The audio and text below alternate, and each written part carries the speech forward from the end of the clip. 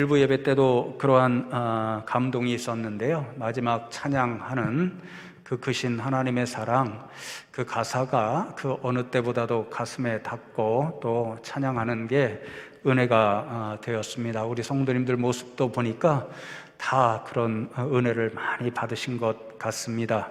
그래서 그 가사 붙잡고 의지해서 옆에 계신 가족들 또 성도님들 축복하며 인사 나누면 좋겠습니다.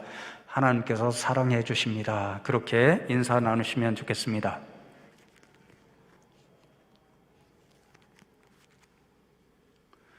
오늘은 우리 모두가 잘 아는 진리를 알지니 진리가 너희를 자유롭게 하리라는 예수님의 말씀을 함께 생각하며 나누면 좋겠습니다.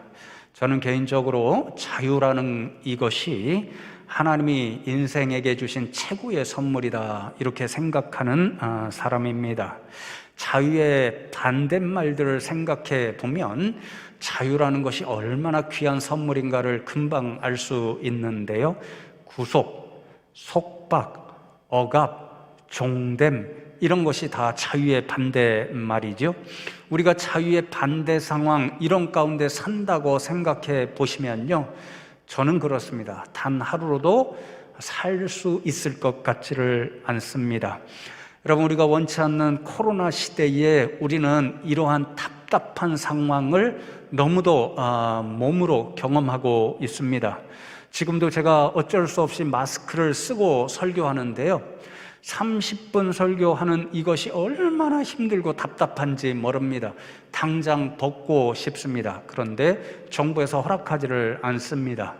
여러분들도 원치 않는 정부의 제한 조치에 따라 어쩔 수 없이 그것에 순종해야 되지요. 그러니까 일상생활이 참 자유롭지가 못합니다. 우리 교회 생활, 신앙 생활도 안타깝게 자유롭지가 못합니다.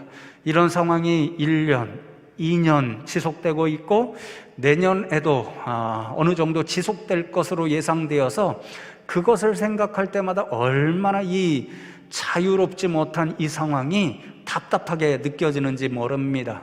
주중에 이제 성도님이 전호를 주셨는데요, 참 이 상황이 힘들다, 답답하다 말씀하시는데 결론적으로 뭐라고 말씀해 주시냐면요, 그렇죠, 목사님이 제일 답답하시겠네요, 그렇게 말씀을 하십니다.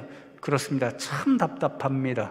교회를 정상적으로 운영하지 못하고 성도님들을 마음껏 신방하지 못하고 오늘도 장례에 있으신 가정을 방문해야 되는데 병원에서 다 제한 조치를 하고 있고, 그러니 정말 힘들고 답답합니다. 자유가 없는 삶이 이런 것이지요.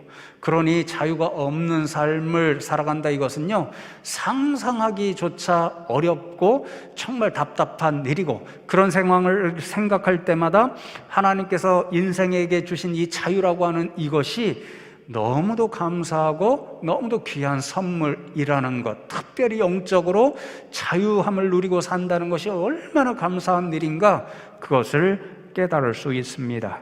그래서 오늘도 진리를 알지니 진리가 너희를 자유롭게 하리라, 이 예수님의 말씀을 나누면서 하나님께서 우리 인생들에게 주시는 이 자유가 얼마나 아름답고 값지고 감사한 선물인지 깨닫고 돌아가는 시간 되면 좋겠습니다. 세 가지 질문을 가지고 오늘 본문 말씀을 함께 나누면 좋겠는데요, 첫 번째 질문은 이렇습니다. 예수님께서 우리 인생들에게 주시겠다고 말씀하시는 이 자유는 어떤 자유일까요? 여러분, 33절과 34절 말씀을 보시면 이렇게 기록이 되어 있습니다. 그들이 대답하되 우리가 아브라함의 자손이라 남의 종이 된 적이 없거늘 어찌하여 우리가 자유롭게 되리라 하느냐? 예수께서 대답하시되 진실로 진실로 너희에게 이르노니 죄를 범하는 자마다 죄의 종이라, 이렇게 말씀하시죠. 예수님과 지금 유대인들이 이야기를 나누고 있는데요, 예수님이 말씀하시는 자유의 의미와 유대인들이 생각하는 자유의 의미가 완전히 다르다는 것을 알 수 있죠. 예수님께서 진리를 알지니 진리가 당신들 유대인들을 자유롭게 해줄 거야, 이렇게 말씀하시니까 유대인들이 예수님의 말씀을 오해해서 반문하는 말이, 우리는 아브라함의 자손이기 때문에 남의 종된 적이 한 번도 없는데 종이 되었어야 종으로부터 자유함을 준다, 이렇게 말할 수 있는데 우리는 한 번도 종이 된 적이 없는데 어떻게 자유롭게 할 수 있다고 말씀하십니까? 이렇게 반문하는 거죠. 그런데 여러분, 유대인들의 이 말 자체가 참 이상한 말이라는 것을 우리는 너무도 잘 알게 됩니다. 왜 그렇죠? 유대인들의 역사를 돌아보면요, 제대로 자유롭게 산 적이 별로 없습니다. 성경의 역사를 통해서 보면 유대인들은 다윗 왕이나 솔로몬 왕이 통치할 때 가장 강력한 나라를 이루어서 주변의 많은 나라들을 두렵게 만들었잖아요. 그때 정도 빼놓고는요, 역사를 보면 자유하는 나라, 자유하는 국민이 아니라 거의 종살이하며 핍박받으며 살아야 했습니다. 일찍이 애굽에서 종살이하며 고통하고 신음하며 살았고요, 바벨론에게 완전히 멸망을 당해서 정말 날마다 눈물로 그들의 지배를 받으며 살아야 했고요, 바로 이어서는 페르시아의 종 노릇하면서 살아야 했습니다. 그리고 역사적으로 보면 이어서는 헬라 나라가 강력할 때는 헬라 나라의 지배를 받으며 살아야 했고요, 지금 예수님과 말씀 나누는 이 당시에는 우리가 잘 알고 있는 것처럼 당시 전 세계에서 가장 강력한 나라였던 로마로부터 지배와 압제를 받으며 고통받고 살고 있었습니다. 항상 종이었지 자유하는 나라가 아니었습니다. 그런데 이런 상황이 너무 고통스러우니까요, 그들이 그러한 고통스러운 상황을 스스로 이겨나는 한 방법이 있었습니다. 그들이 말하는 믿음의 일이었는데요, 바로 자신들은 아브라함의 자손이기 때문에 영적으로 엄밀하게 말하면 한 번도 남의 나라가 지배를 받는 종살이한 적이 없다, 이 믿음이었습니다. 여러분, 아브라함은 하나님의 백성, 믿음의 선조로 부름을 받은 사람이었습니다. 하나님은 세상 그 어떤 나라가 아무리 강력하다고 하더라도 그 나라의 지배를 받으시는 분이 아닙니다. 하나님은 완전한 자유를 누리시는 분으로 오히려 세상의 모든 나라를 지배하고 통치하시는 진짜 왕이 되시는 분입니다. 그러한 자손이 아브라함의 자손, 유대 자손이라고 생각하는 거죠. 그러니 하나님이 자유하시고 어떤 경우에도 세상 나라의 종이 될 수 없는 분이니까 그 하나님의 자녀, 아브라함의 자손인 자신들도 그렇게 생각하면 그 어떤 나라의 종이 된 적도 없고 항상 자유자로 살았다 하는 그런 믿음을 가지고 세상에 압제하는 나라들, 로마의 지배를 받던 바벨론이나 페르시아의 지배를 받던 그런 외적인 고통을 이겨내고자 한 거죠. 여러분, 그러니 이 유대인들이 생각하는 자유는요, 우선적으로는 세상의 강력한 나라, 자신들을 지배하고 통치하고 고통스럽게 만드는 그런 사람들로부터 벗어나는 그런 자유를 믿음으로 생각한 것을 알게 되는 거죠. 여러분, 이런 자유도 우리 인생들이 다 필요합니다. 일제시대의 쓰라린 경험이 있잖아요. 일본 사람들, 유대인들처럼 로마의 지배를 받고 이 고통의 일을 어떻게 이겨낼까, 이것을 고민했던 것처럼 우리도 일제의 통치하에 자유가 얼마나 필요한지, 그 나라로부터 해방되는 것이 얼마나 필요한지를 경험했기 때문에 이런 자유도 너무도 필요합니다. 그래서 오늘도 우리가 자유대 안에서 살아가고 있다는 것이 얼마나 하나님의 놀라운 은혜인지를 분명히 알아야 하는 거죠.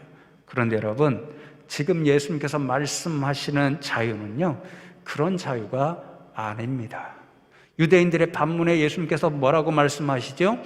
죄를 저지르면 너희는 죄의 총이야. 죄에 의해서 지배받고 죄에 의해서 꼼짝 못하는 그런 인생이야, 그렇게 말씀하시는 거죠. 그러니 예수님께서 말씀하시는 자유는요, 죄로부터 벗어나는 자유, 영적인 자유함을 말씀하시는 거죠. 죄는요, 우리 인생의 영혼을 완전히 병들게 만들어버립니다. 그래서 하나님의 심판대 앞에 서기까지 그 죄의 문제를 해결받지 못하면 하나님 심판대 앞에서 영원한 죽음을 선언받을 수 선언받는 일만이 우리에게 남아있기 때문에 죄의 문제를 해결하지 않으면 정말로 고통스럽고 너무도 무서운 상황에 직면할 수밖에 없습니다. 그러니 예수님께서 말씀하시는 죄로부터의 자유를 우리가 얻어야만 행복한 삶을 살아갈 수가 있습니다. 여러분, 제가 한때 도스토옙스키라고 하는 소설가를 너무도 좋아해서 우리나라 말로 번역된 그분의 소설을 다 사다가 집중적으로 읽은 그런 때가 있었습니다. 그분의 많은 소설 가운데 여러분이 가장 잘 아는 소설이 죄와 벌이라는 그런 소설입니다.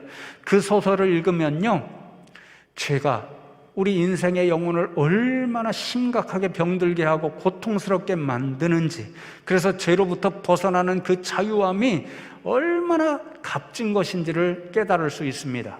그 소설을 읽으면요, 아주 젊은 그리고 유능한 대학생이 주인공으로 나옵니다. 아주 가난해서 좀 불쌍한데요, 라스콜리니코프, 어렵죠? 그냥 주인공이라고 취하겠습니다. 그 주인공이 등장하는데요, 이 주인공은 안타깝게도 아주 위험한 두 가지 사상의 영향을 받고 있습니다. 하나는 니체라고 하는 사람, 철학자 있죠? 신은 죽었다, 이 한마디로 유명한 그 사람이 주창한 초인 사상이라는 것이 있습니다. 세상에는 평범한 사람들, 저와 여러분 같은 평범한 사람들이 있는 반면에 그런 평범한 사람들보다도 훨씬 더 뛰어난 초인과 같은 비범한 사람이 있다는 것입니다. 그런데 이 라스콜리니코프 이 주인공은요, 그러한 비범한 사람은 평범한 사람들을 위해서 살인까지도 해도 괜찮다. 왜? 세상의 유익을 위해서는 이런 평범한 사람들은 그런 일을 못하니까 비범한 사람은 그런 일들을 할 수 있다라고 하는 아주 위험한 생각을 가지고 있었습니다. 또 하나는 철학적으로 이야기하면 공리주의 사상의 영향을 받았는데요, 공리주의는 최대 다수의 최대 행복을 추구하는 사상 조류입니다. 가장 많은 사람들이 행복하면 좋은 세상이다, 그것을 추구하는 사상의 흐름입니다. 근데 이 주인공은 그 사상의 영향을 받아서 한 사람을 죽여서 다른 많은 사람, 최대한 많은 사람이 행복하게 되면 그것은 좋은 일이다, 이런 위험한 생각을 가지고 있습니다. 그러한 생각, 사상의 영향을 받은 이 주인공은요, 한 사람을 살인할 계획을 세웁니다. 그 사람은 자신이 볼 때 아주 쓸모없는 사람입니다. 세상에 유익이 아니라 피해와 상처를 주는 사람입니다. 전당포 주인입니다. 여러분, 전당포 하는 일이 어떤 분이 급한 일이 생겨서 필요한 돈이 있을 때에 자신의 귀한 것, 값진 것을 가지고 맡겨두고 돈을 빌려가는 일이잖아요. 근데 이 전당포 주인은요, 그러한 사람들의 약점을 이용해서 자신의 부를 최대한 축적하고, 그래서 남들에게는 굉장한 상처와 피해를 주는 사람이었습니다. 이 사람을 볼 때 주인공은요, 야, 이 사람은 사라져야 할 사람이다. 저 사람 한 사람 사라지면 많은 사람들이 유익을 얻을 수 있고 행복을 얻을 수 있다, 이런 생각으로 치밀하게 살인 계획을 세웁니다. 그리고 어느 날 전당포 주인이 혼자 있을 때 들어가서 자신의 계획을 실행에 옮깁니다. 그런데 그 순간 불행한 일이 벌어집니다. 전당포 주인에게 동생 하나가 있는데요, 이 동생이 살인 장면을 목격한 것입니다. 그래서 자신의 살인죄, 그것을 감추기 위해서 전당포 주인의 동생까지도 살인합니다. 근데 여기에서 본인을 괴롭게 만드는 엄청난 모순이 발생합니다. 왜냐하면요, 전당포 주인의 여동생은요, 이 주인공이 생각할 때 세상에 참 착한 사람입니다. 좀 이 정신적 능력으로는 부족한 그러한 동생이었지만 신앙심이 깊고 굉장히 착한 사람입니다. 언니에게 심각한 피해를 받으며 살고 있기 때문에 언니라고 하는 이 쓸모없는 존재를 없애면 자신이 이 여동생도 도와줄 수 있다고 생각한, 그래서 세상에 꼭 필요한 존재라고 생각했는데 그만 죽여버린 것입니다. 그러니까 그 순간부터 엄청난 갈등과 양심의 고통이 시작됩니다. 한편으로는 자신이 쓸모없다고 생각한 그 전당포 주인을 죽인 것, 이것은 잘했다 생각하는 마음이 들었지만 그보다도 훨씬 더 자신이 절대로 죽여서는 안 된다고 하는 사람, 자신의 살인죄를 감추기 위해서 그 사람을 죽인 것, 그것을 생각할 때마다 견딜 수 없는 양심의 고통이 일어나기 시작합니다. 마지막 순간에 어떻게 해결이 되냐면요, 소냐라고 하는 여주인공을 만나게 됩니다. 참으로 순수한 여인입니다. 그 여인을 만나서 이 주인공은요, 감동을 받습니다. 그리고 지금까지는 자신의 그 흉악한 무서운 죄를 감추려고 수없이 노력했지만 그 소냐라는 그 순수한 영혼을 가진 그 여인 앞에 최초로 자신의 모든 죄를 그대로 내어놓고 고백을 하게 됩니다. 마치 소냐는 예수님과 같은 역할을 합니다. 그래서 그 주인공 라스콜리니코프에게 자신에게 고백한 죄를 세상 모든 사람들 앞에 공개적으로 자백하고, 그리고는 죄값을 치르자, 이렇게 이야기해서 소냐의 제안을 그대로 받아들입니다.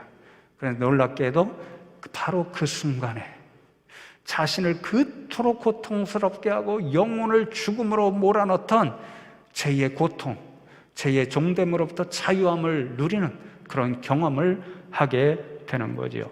사랑하는 성도 여러분, 그렇습니다. 이것이 죄의 실체입니다. 죄는요, 우리의 영혼을 병들게 만듭니다. 우리 영혼을 죽음으로 몰아넣습니다.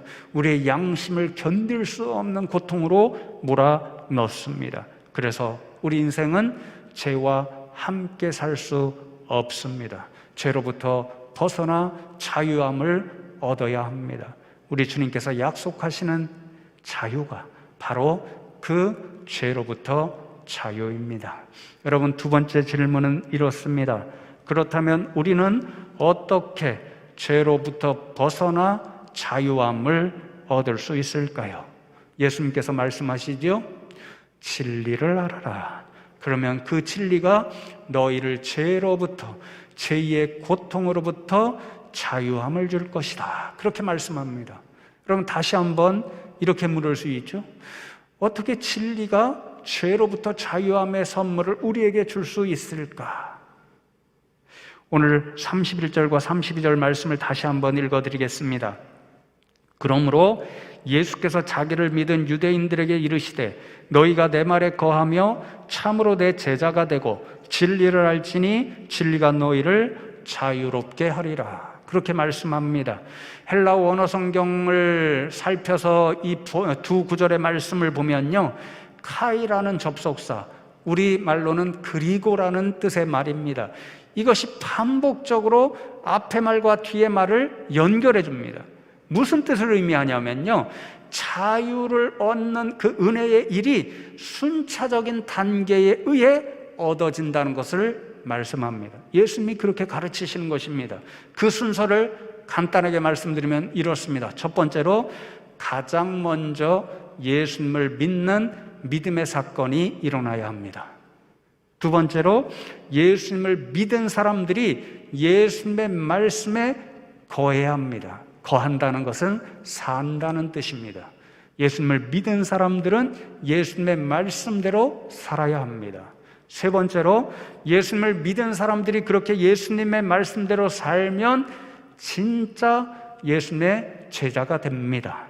네 번째로, 예수님을 믿고 예수님의 말씀대로 살아서 참 제자가 되면 예수님의 말씀으로부터 진리를 알 수 있습니다. 그리고 마지막으로, 그렇게 진리를 알게 되면 그 진리가 우리 인생들을 죄로부터 자유롭게 해 줍니다.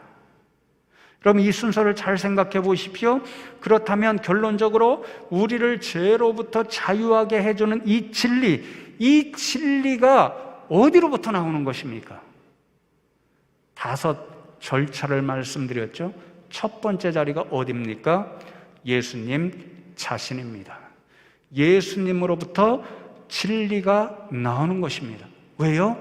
예수님이 나는 길이요 진리요 생명이니 말씀하셨잖아요.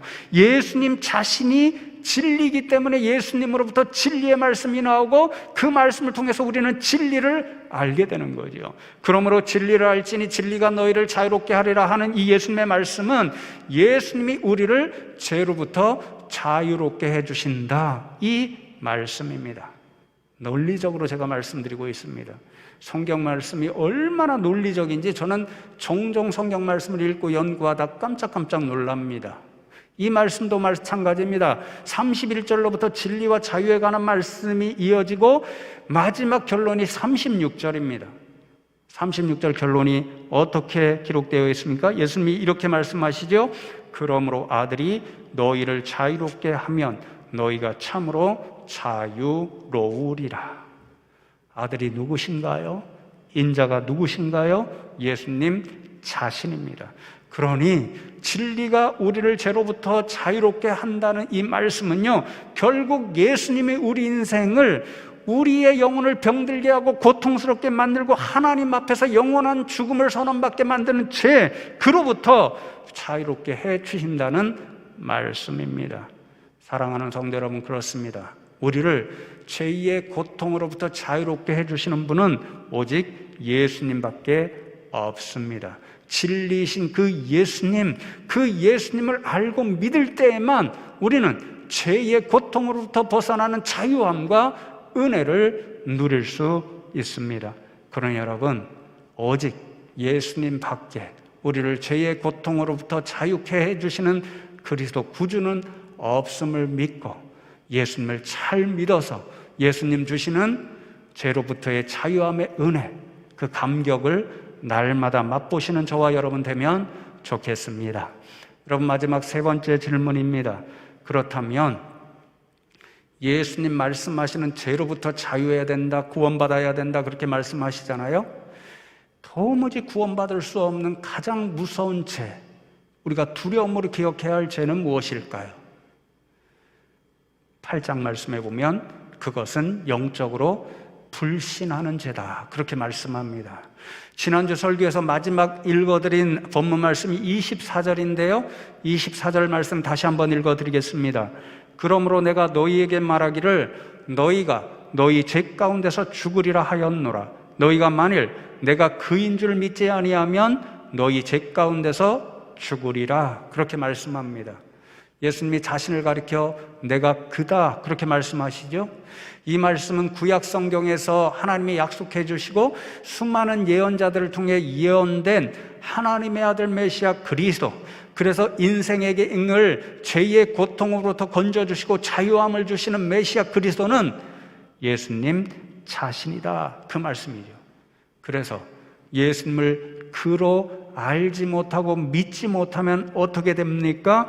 예수님만이 우리 인생을 죄로부터 자유케 해주시는 그런 분이시기 때문에 예수님을 믿지 아니하면 죄의 고통으로부터 자유함을 얻을 수 없고 예수님 말씀하시는 대로 결국 죄 가운데서 그 영혼이 죽을 수밖에 없습니다.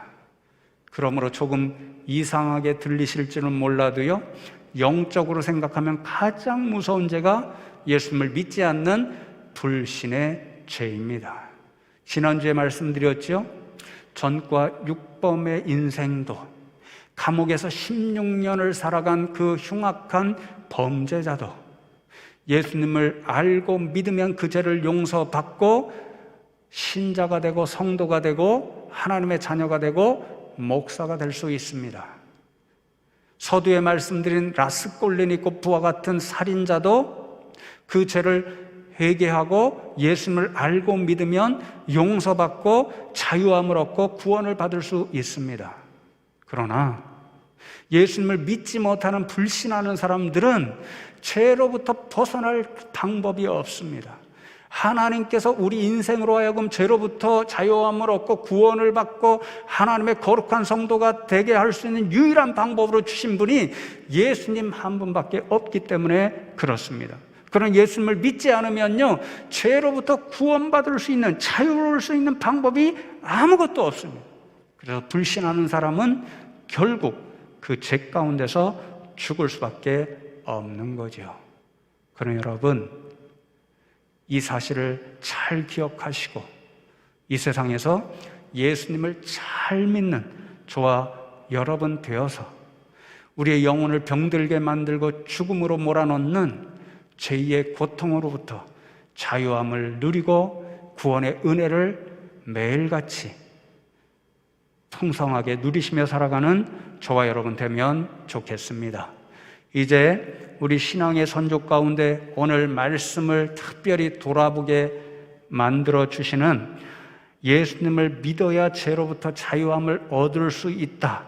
누구보다도 이 복음의 말씀을 뜨겁게 선포했던 한 분의 이야기를 나누어 드리며 말씀을 맺으려고 합니다. 여러분, 이번 말씀을 준비하면서 마지막 순간에 예수님을 믿는 길만이 죄로부터 자유함을 얻고 구원을 얻을 수 있는 길이고, 그래서 예수님을 불신하는 것이 가장 무서운 죄다, 이 말씀을 제가 묵상하면서 얻게 됐잖아요.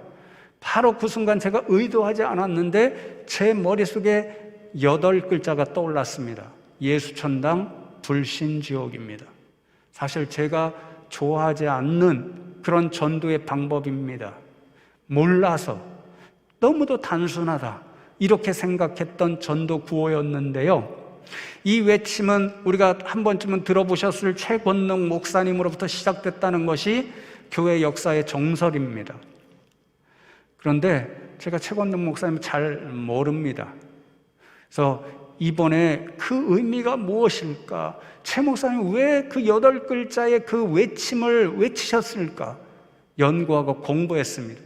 참 안타깝게도 저도 그런 책임이 있는 목회자여 신학을 공부하는 사람인데요, 참 훌륭한 목사님이었다는 것을 알았습니다. 평양신학교 다녀서 저와 같은 사람의 대선배이실 수도 있는데요, 전혀 몰랐습니다.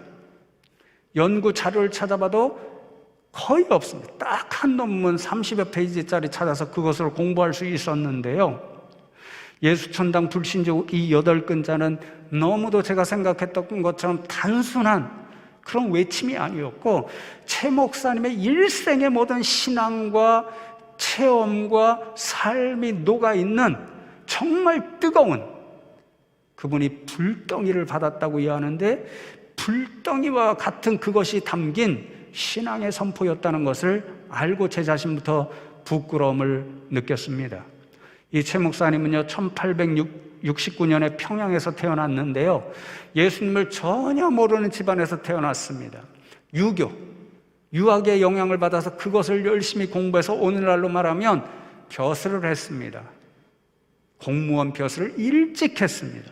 그런데 실수하여서 공금을 횡령했습니다. 발각되어서 유배, 평안북도 삭주라는 곳에 귀향을 갔습니다. 그런데 이 자리가 그의 인생의 모든 것을 바꾸는 전화위복이 되었습니다. 어려서 출세했는데 일찍이 이 귀향을 가니까요, 참 고통스러울 거 아니에요? 하루하루를 실망하고 방탕하며 살아가고 있었습니다. 근데 그를 너무도 안타깝게 여긴 평안북도 삭주로 귀향을 갔잖아요. 삭주 교회를 설립하신 분이 백육의 성도님이었다고 합니다. 그분이 이 젊은이 정말 전도 유망했는데 이렇게 귀향으로 온 이 최권능 목사님을 너무 안타깝게 여겨서 예수 믿고 회개하여 새 사람이 되어야 합니다, 이렇게 계속 전도하기 시작했습니다. 말씀을 들을 때 처음에는 아무런 영향을 못 받았는데 듣고 또 듣고 새기니까 자꾸만 영향을 받아서 드디어 예수님을 만나고 믿게 되었고, 당시에 감리교 선교사였던 노블 선교사는 굉장히 영향력이 있었던 분이라고 합니다. 세례를 받았습니다. 세례를 받은 그 한 해에 그의 일생을 방향짓는 엄청난 체험을 하게 됩니다.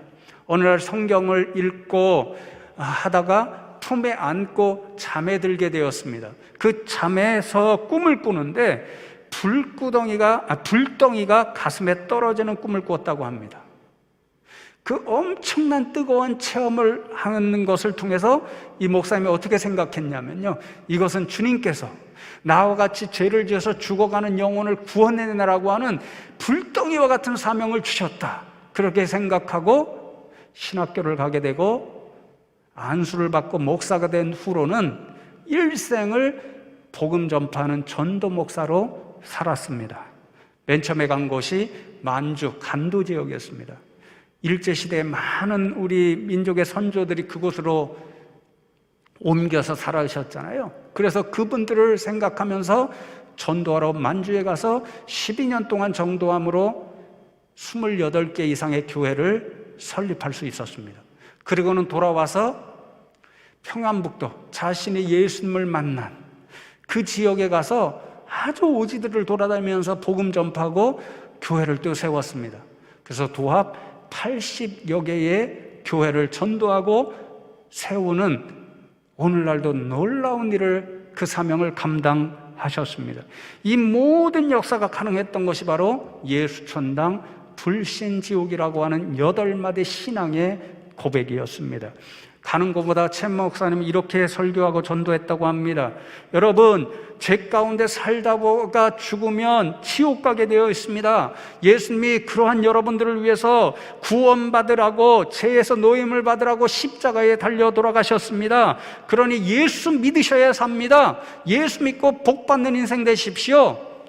그렇게 외치며 전도했을 때 많은 분들이 믿고 돌아왔지만요, 그러나 더 많은 사람들은요, 최 목사님을 향하여 다 남루하게 오직 복음만 선포하고 예수님 믿어야 됩니다, 예수 천당 불신족 외치고 다니니까요, 다 미친 X라고 손가락질하며 비난했습니다.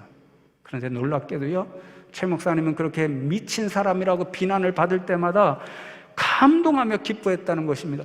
아, 내가 예수에게 미친 사람으로 보이는구나, 나 같은 죄인이 감당할 수 없는 얼마나 자랑스럽고 감격스러운 면류관이란 말인가, 그렇게 오히려 기뻐하며 감격하며 복음 전파하는 일을 한순간도 멈추지 않았습니다. 여러분, 제가 이분을 공부하면서 가장 감동받은 일화 2가지가 있는데요. 첫 번째는 역사에서도 다 보죠. 1937년에 중일전쟁이 일어났습니다. 일본 사람들이 이제 중국 사람들, 스파이 같은 사람들을 잡아서 색출해서 감옥에 가두고는 했는데요, 최권능 목사님 셋째 아들이 모르겠습니다, 중국 사람처럼 생겼었던지 일본 사람들에게 오해를 받고 붙잡혔습니다. 감옥에 갇혀서 온갖 고문을 당했습니다. 그러다가 오해를 풀지 못하고 그 자리에서 죽고 말았습니다.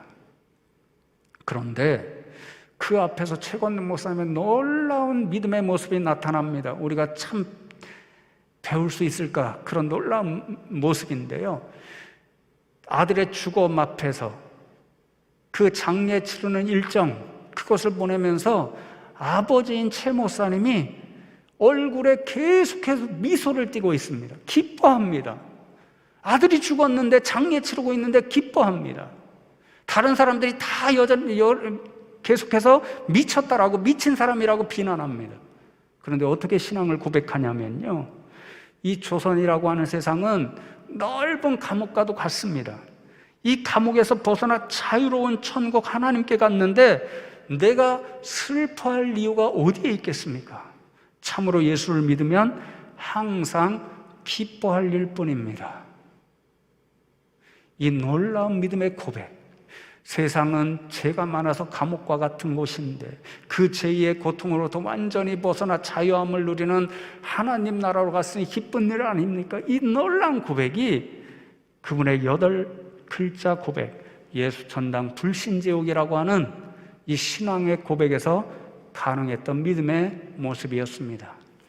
여러분, 또 하나는요, 여러분, 신사참배 반대하다가 순교하신 여러 목사님도 훌륭하다고 우리가 알고 있잖아요. 그런데 저 자신도 몰랐습니다. 이 최권능 목사님이요, 신사참배 반대운동에 가장 앞장서셨던, 그리고 그 기계를 끝까지 꺾지 않으셨던 참 훌륭한 목사님이셨습니다. 주기철 목사님을 대표적인 분으로 알고 있잖아요. 그런데 이 최 목사님은요, 사실 주 목사님의 선배님이셨습니다. 전도 목사였다고 말씀드렸잖아요. 산정형 교회, 주기철 목사님이 목회하신 평양 산정형 교회, 그 교회에서 전도 목사로 파송을 받으셨습니다. 그래서 이 주 목사님하고 최 목사님이요, 정말 의기투합해서 신사참배를 끝까지 반대하는 그 신앙의 기계를 저버리지 않으셨습니다. 최 목사님은 말합니다. 신사참배는 우상숭배다. 하나님을 배신하고 우리를 죄로부터 구원해 주시고 자유함을 주시는 예수님, 우리의 구주를 배신하는 일이라, 그렇게 신앙 고백하면서 끝까지 신사참배 반대에 앞장을 서셨습니다. 일본 사람들이 당연히 붙잡아갔겠죠. 감옥에 가두었습니다. 매일같이 고문합니다. 그러나 끝까지 일본 사람들이 당신 왜 일본 천황을 무시하고 하나님을 높이냐 이러면서 고문을 가해도 끝까지 그 신앙의 절개를 포기하지 않으시고 지키셨습니다. 오히려 70이 넘는 그 노구에 감옥에 갇히셨거든요. 매일 고문받아서 너무도 연약하셨습니다. 그런데 자신은 신사참배에 굴복하지 않겠다고 그 신앙을 표현하기 위해서 감옥에서 40일 금식 기도를 시작합니다. 완전히 지쳐버린 그 노 목사님이니까요, 얼마 못 가서 완전히 쓰러지시고 맙니다. 그러니까 일본 사람들이 포기하고 어떻게 생각하냐면요, 감옥에 가둬놓으나 밖에 내어보내나 죽기는 마찬가지지 저 몸으로 어떻게 살아나냐, 이런 생각을 가지고 병보석으로 풀어줍니다.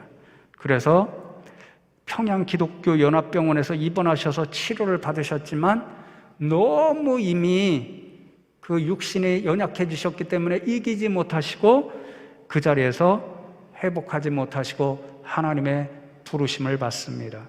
그 마지막 순간에 이 최 목사님이 남긴 감동의 말 한마디가 있습니다. 옆에 계시는 분들에게 하늘에서 전보가 왔어. 하나님이 나를 오라고 부르셔. 이 말씀, 아들 앞에서 예수 믿으면 항상 기뻐하는 일뿐이야.